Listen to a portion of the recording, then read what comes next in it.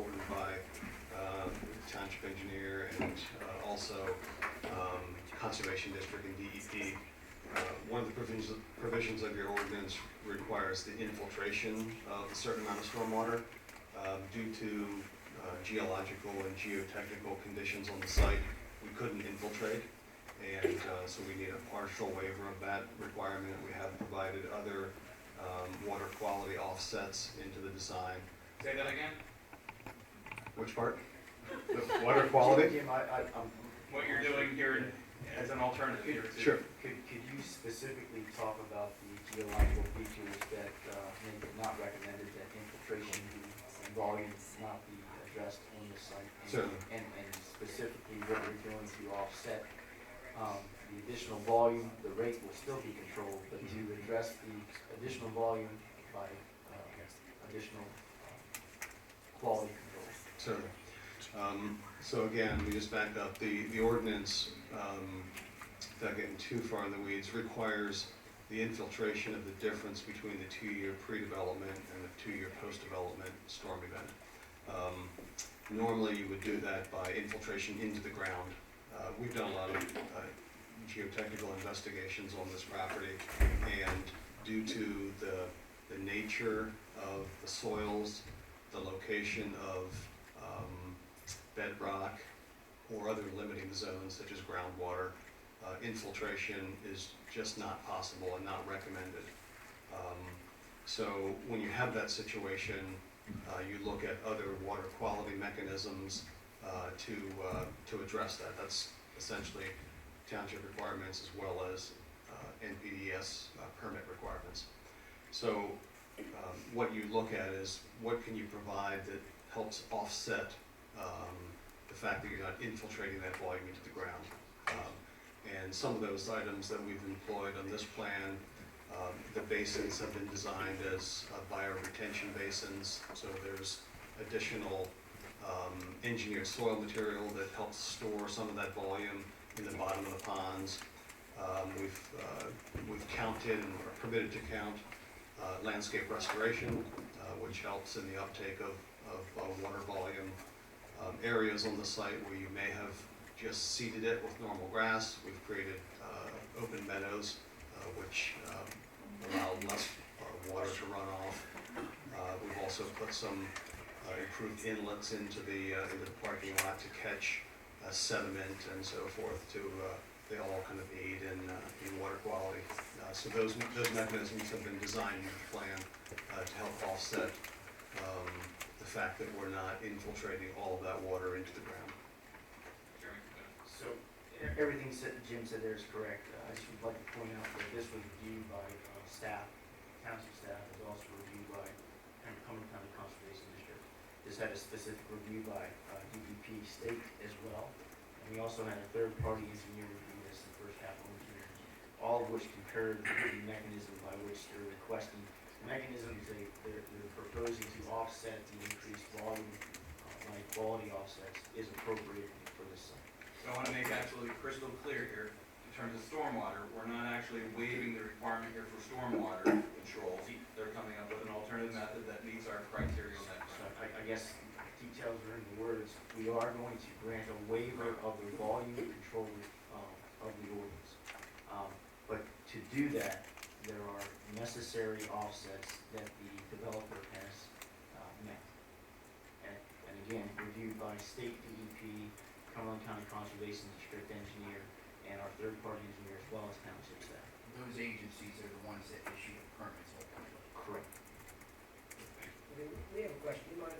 It's really hard to hear Jeremy. He's not into his mic, or it's not close enough, or he's turning to look at the person he's speaking to. I apologize. Yes, just slow it down a little. This is Jeremy's first time up in So Mine too. But anyhow, I apologize, but what the point I was trying to make is the developer is requested a waiver for volume control. This is consistent with state and federal guidelines relative to stormwater management. This plan was reviewed by township engineers, DEP engineers at the state level, conservation district engineers at the county level, as well as a third-party retained engineer by the township, all of which have reviewed and agree with BMPs proposed for this site to allow for the volume control waiver. Chairman, best BMVs are management best practice. management practices so that people, we use those initials and sometimes you say, what the heck was that? John, yes, let me continue here, and then we'll for audience questions. Okay, just hang on a minute. If you don't mind. Thank you so much. So the third waiver that you're requesting here is the minimum stormwater pipe size of 18 inches. Yes, and that's a relatively minor waiver request. There's one point on the site where we're trying to tie in storm sewer from the property into an inlet on Good Hope. And because of utility conflicts and clearances, we couldn't get 18-inch to work, but 15-inch certainly works and has the capacity to handle the stormwater. So that's the basis of that waiver. In addition, we've agreed that that short piece of pipe that the property owner would maintain it as opposed to the township. Jeremy? Agreed. The developers demonstrated that the pipe can convey the flows projected to be tributary to that pipe. And they've also agreed to maintain that pipe in perpetuity. And we've got a note on the plan, or the developers agreed to the staff's recommendation that a note be added indicating the property owner will maintain the subject pipe. Notice on the plan to that. Okay, in terms of community outreach on this front, I believe a representative from the Wentworth community was at the August meeting, and if they're here tonight, they're more than welcome to comment here to come on this later on. But in terms of what have you done in terms of community outreach to this point, or from the initial revisions to the plan? Well, with this plan, nothing other than the planning commission and obviously this meeting tonight. If you recall, the first plan, which was the initial approval that allowed for the construction, there were numerous community meetings with resident groups to hear their input, and certainly a lot of those elements have been built into the design of the plan. But in terms of this plan, again, the changes are very minor, so we did not have additional meetings.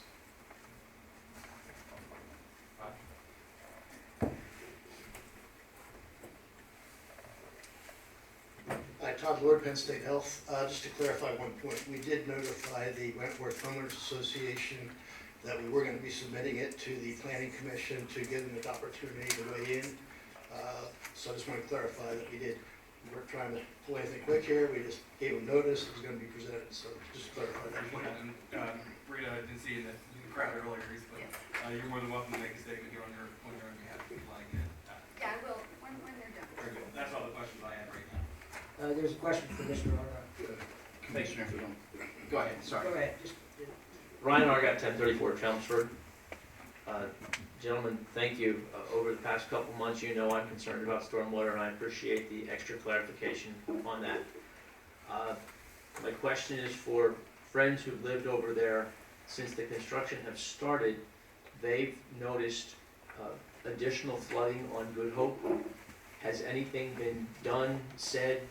Will these changes help fix that? Maybe you're not even aware of that extra flooding on Good Hope Road itself. Specific to the event. I don't have specific dates, and I'm sorry, the person who shared it with me isn't here tonight, but I thought. From the township's perspective, we did observe flooding on Good Hope Road. It was due to an inlet protection bag that was on Good Hope Road that clogged. And then there was a failure of a on-site sediment pond. I believe those issues have been addressed. We expect that site, I don't want to say full-time, but near full-time inspections to ensure that it's being done properly. If that is the flooding, I think that was due to a failure of ENS control. That was addressed. If there's some other additional concerns, if you would submit that to us, then we could absolutely review that and make sure that there's no ongoing. ENS controls erosion and sedimentation, but the inlet protection, my understanding, Jeremy, is temporary during construction, and at that point it had filled with silt, I believe, causing the northern portion of Good Hope Road to indeed have flooding between the curb line. Thank you. okay? Yep. Yeah, we were aware of that, but thanks for bringing it up. And after the inspections, it should be noted that the contractor was agreeable to making modifications to try and prevent it from being ongoing throughout the rest of the construction phase. The contractor's been extremely responsive to the request or requirements of the council. So, it's been a number of months since this plan was presented to the planning commission, so forgive me, but do I recall correctly that there may have been a depiction on the plan of what would represent a helipad? Not on this plan, no. So that's no longer there? Correct, Okay. correct. And it's noted that if a helipad was ever proposed, that would require a conditional use hearing Yeah, for the yes, site, yes. meeting the requirements of the conditional use, but also affording the public to participate in that discussion. Absolutely. So no plans for a helipad. Then also, previously, and the solicitor can chime in on this, there were improvements required through the developer's agreement to Good Hope Road and Wardsville Road and the I-81 off-ramp. Can you provide an update to the community on where this process stands with PennDOT and the evaluation of those improvements? Certainly. Just recently, I'm gonna say within the last maybe 2 or 3 weeks, well, let me back up. So, we've submitted our traffic study to PennDOT. We went through several iterations of comments, response to comments, and PennDOT has approved the traffic impact study, the same one that the township has approved earlier as part of the original plan. And then subsequent to that approval, we prepared highway occupancy permit plans and traffic signal permit plans, and they were recently submitted to PennDOT in the last couple of weeks, so they're presently under review. And those improvements are still in line with the same scope of when your previous or current plan was approved by the commissioners conditionally, correct? They're exactly the same. Okay. Ultimately, the PennDOT permit will dictate what those improvements will entail, but I know you're pursuing that matter, and I appreciate that. Solicitor, I assume that if the commissioners take action this evening to approve this plan, that there would need to be a revision of some type to the developer's agreement? Yes, it would appear to be a very minor revision, not dealing with any of the, at least the, I'll call major improvements that all have been really addressed. Just noting that this There's a plan Correct. instead of the previous plan. Great, and any other matters that are unique to this plan as opposed to the previous one. Thank Am I correct, Mr. Gaston? I agree with that. That would be a relatively minor amendment to the existing developers agreement with respect to incorporating that agreement into this plan. Thank you. Thank you. Also noted just briefly that this plan, if approved or by the Board of Commissioners this evening, doesn't include approval for any site signage or wall signs or anything like that. That would have to go through a sign permit process. Correct. All right, thank you. That's it, Commissioner. We have another public comment. I just have a, thank you very much. This is Shelley Sharoni from 201 Cherokee Drive. I want to express my appreciation for the thoroughness of the explanation of the waivers.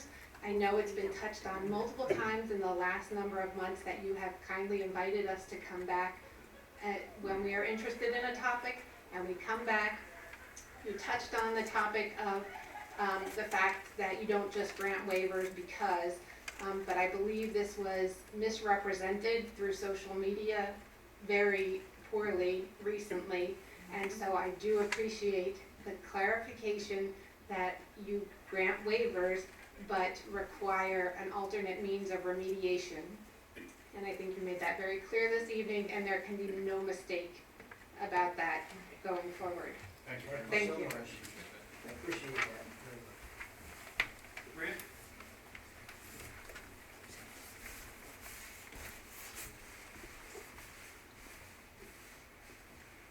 Good evening. Good evening. Haven't seen you in a while. Yeah, it's been a while. It's nice to see you. A lot of things have been touched If on. you could state your name and for the Rita record. Zarconi, Bellingham Circle, you know. Just a couple of things. I wasn't clear where the pipe is being tied on Good Hope Road. If you can refer, if you can see the plan, the very first driveway, let me point to it quick. Just north of this, there's a low point. Yeah, and no, we have that's that low point for We sure. have some piping that comes across and then ties into the back of that inlet. Mhm. And there's a there's a fairly complex utility system that runs along there, and we're trying to get underneath that system to get into that inlet, so we had to substitute a 15-inch pipe instead of an 18-inch pipe. And I just want to reiterate, we have had other flooding issues that may not have been reported with heavy rainfalls, so we haven't had any rain heavy too much since you've started paving the parking areas, so we'll just see if that takes care of the issue of the flooding. Yeah, again, I think what was mentioned before is absolutely correct, that during the temporary nature of the construction, some of those silt bags got filled up with sediment. Yeah, but it was after that we had others too. Right, associated with some really hard storms, but everything is fairly stabilized now, and I think going where it needs to go. So. Rita, if you notice an issue tonight on your way home or tomorrow in your travels, feel free to reach out to us. We're gonna get some rain, I understand, tomorrow. A little bit. Yeah, we is. I've been told by a few people. But anyhow, yeah, let us know if there is a problem with that, so we sort of engage it. Right, I mean, we usually hear about it, Right. through the night or whatever that people are journeying through.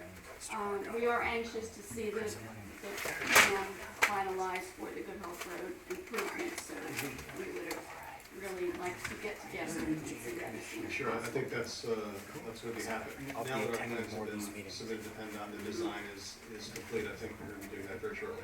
Good, thank you. If there's no other, oh. You can make this.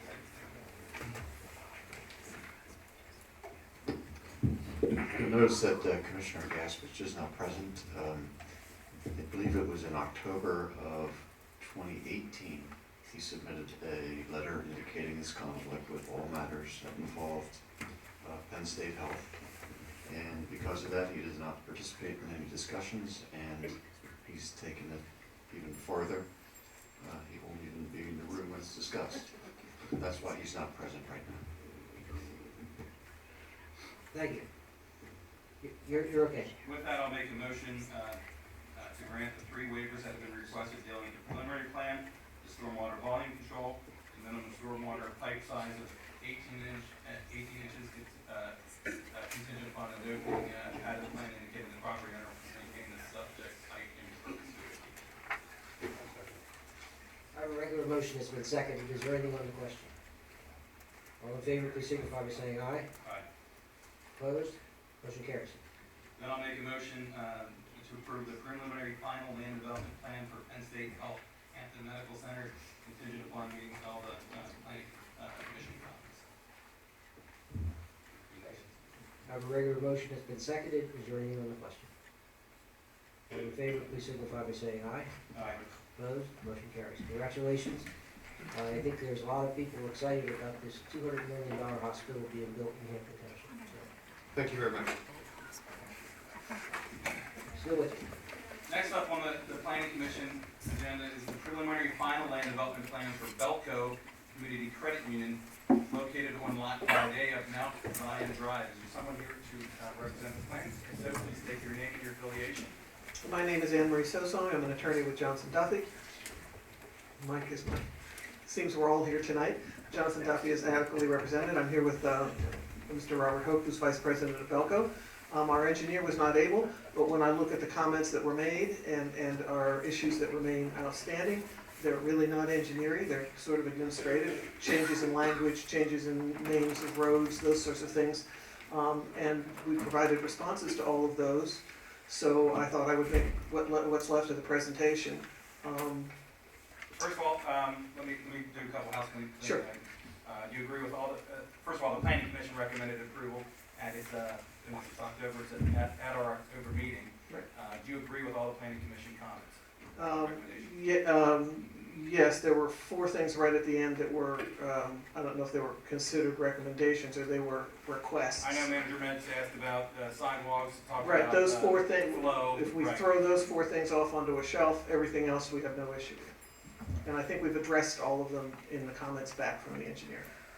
Very good. If you don't mind at this point talking about any changes that have been made since the planning commission meeting. The only significant change that is represented on the drawing here is that the second, I don't know if it's an entrance or an exit, but the second egress method that was at the far end, at the narrow end of this lot, has been removed at the request of the planning commission. They felt that because of the nature of the lot, the shape of the lot, the size of the lot, that it was actually more dangerous to have two than it was to have one. And so we removed that, and that sort of isolated parking area at the end now will basically represent employee parking. So it won't really become part of the flow of traffic in and out. Those will be people who are at the building at all times. And then the traffic, the parking near the building will be for customers. Appreciate that redesign. I think it'll serve your patrons very well, as if I understood correctly, I believe it may have reduced the requirements for stormwater management controls on the site, so allowing for more green area. Exactly, it does both of those things. And there was also some discussion about adding sidewalks there. Keith, you want to talk about that a little bit more? Yeah, at the planning commission meeting, and I know you weren't present, if I recall correctly, there was a discussion about the feasibility of whether or not sidewalks could be installed along Mount Zion Drive. I think there were some concerns about grading as well as utility pole conflicts. Can you update us on the status of that review? We have looked at there's a couple things on the sidewalks on both edges, the Technology Parkway as well as the Mount Zion Drive. Both of them, from Belco's perspective, when we look at the plans that have been approved for Lot 5A, and we look at the declarations that are on record, the developer has committed to building walking trails and sidewalks. And so in our mind, in Belco's mind, that's their obligation. Now, we're certainly willing to carry the water and say, hey, you gotta build those sidewalks. But for a 1 acre lot, Belco's paying a considerable amount of money for it, and part of what they're buying into is the developer, the association of other business owners that will manage this concept, this complex, once it's complete. So the idea of assuming completely the responsibility for two sides of these sidewalks is quite frankly really unacceptable. The idea of the sidewalk is fine, but it's not a very big lot. It's going to be very difficult to figure out how to put a standard 3-foot wide sidewalk in there. And we don't, on Technology Parkway, I don't even think Belco has the property in question. They don't own that property. There's a space between the road and Belco's start line. So I don't even think they could put a sidewalk that would be anywhere near the intersection anyway by the time it got down to Wurtsville Road. So we have a little issue there. You're suggesting that when the technology park was proposed for development by presumably Mount Zion Associates, that there was a requirement that they install walking paths? The recorded declarations say that they're going to do that. Okay. However, I suspect that if we were to review the overall site plan, I would imagine that it wasn't contemplated that this lot would have walking trails. I'm thinking they're more in line with paralleling Technology Parkway, if I had to guess. I apologize, Steve, I do not know what to. That'd be my guess, but we can review that. So, all right, thank you. So then that leaves the